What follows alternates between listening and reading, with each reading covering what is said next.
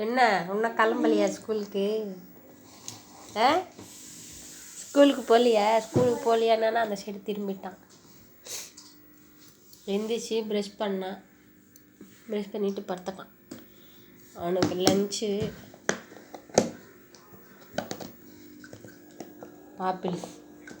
Apple பிடிக்கும். பாதி apple. பாதி தான் சாப்பிடுவான்.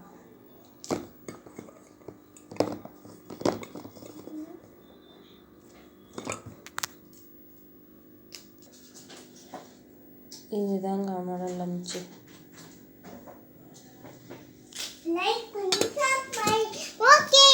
அவரைக்காய் சாதம். உடனே பாய் சொல்லணும்.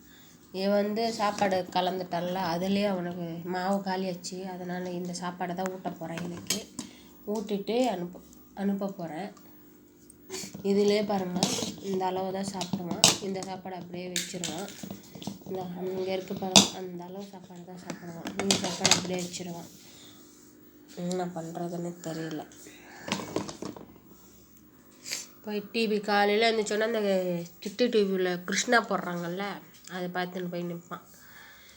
அதை நின்று பார்த்துக்கிட்டு அவர் காலையில் எழுந்திரிச்சோன்னே டிவியை போட்டு விட்டுறணும். டிவி போடலன்னா மைண்டு வேலை செய்யாது.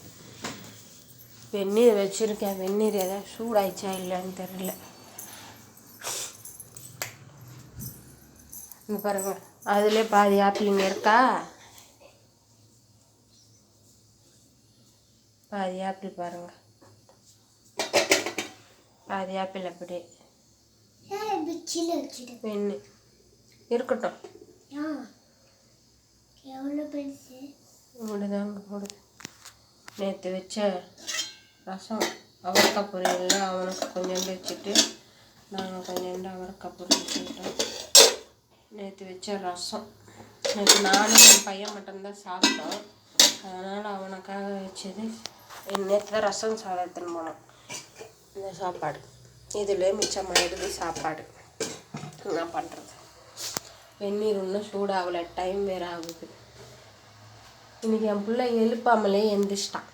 எழுப்பவே இல்லை. நான் எந்திரிச்சு கண்ணை இடி பண்ணிட்டு வெளியில் வரான். ஆமாம் தானே, பொம்மையாடி நீ பிள்ளைக்கு பொம்மை. தண்ணி சூடாகுது. இது அவரைக்காடா. மம்மம் கலந்து வச்சிருக்கோம்ல அந்த காய். ஆமாம், அவடக்காய் தான் பவடக்காய். தண்ணி இப்போ தான் கொதிக்குது. சரி, பாய் சொல்லு.